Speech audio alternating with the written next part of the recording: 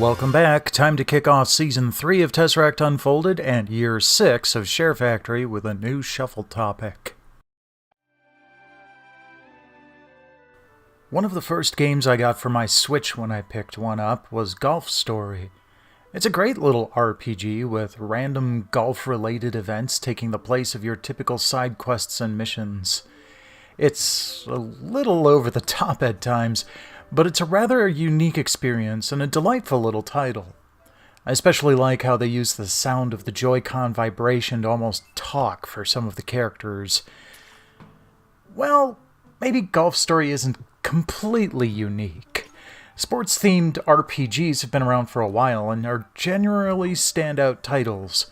In fact, one of the initial PSVR-compatible titles was the entirely insane 100-Foot Robot Golf, a game with a roster of colorful characters who are trying to revive the time-honored sport of golf from within giant mechas. Is there a stage jockey door where we can go line up after the match is over and try to get some pets down on these good dogs?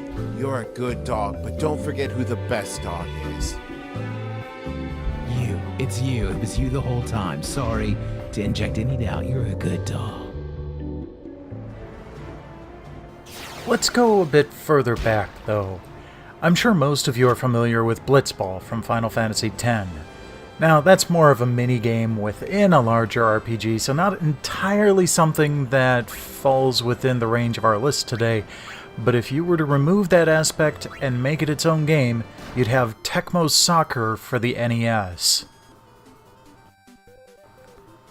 Based on the Captain Tsubasa sports anime, the gameplay is much less direct than you might expect.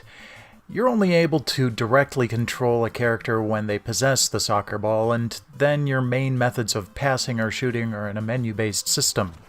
Your attacks match up against the defensive capabilities of nearby competitors, with a little bit of luck mixed in for good measure. It's pretty basic, but it manages quite well to capture the thrill of the beautiful game through cutscenes and animations.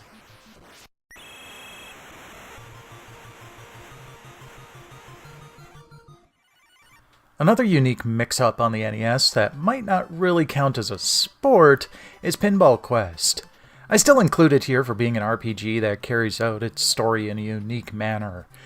To rescue the stolen princess, you need to bash enemies and peg targets as you would in a typical pinball game. One unique aspect here is that you can purchase items between stage and move the flippers within stages, making each stage a little taller than they might otherwise be. This was easier and cheaper to find than Tecmo Soccer, but good lord is it a tougher game.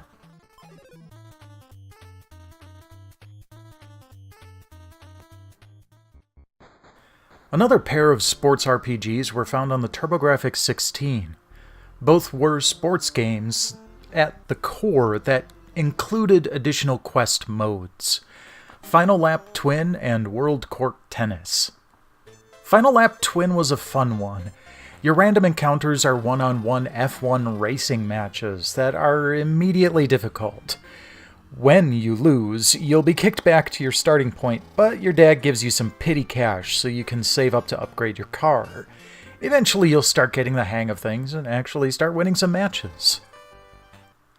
I couldn't really say the same for World Court Tennis. It could just be that I'm better at racing games than tennis games, but the amount of money you earn compared to the cost of upgrades is a lot more steep in this game. I even tried a password written down on the back of the manual to see what the game is like later on, and I just ended up getting pasted even faster.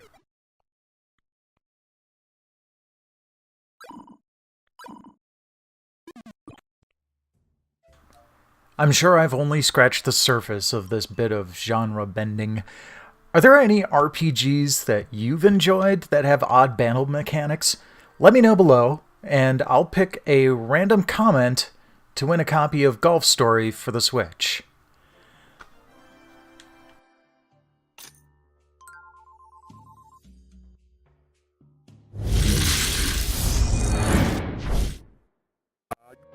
I believe we can all agree that you are a good dog. Who's a You're good a dog? good dog. Good dog.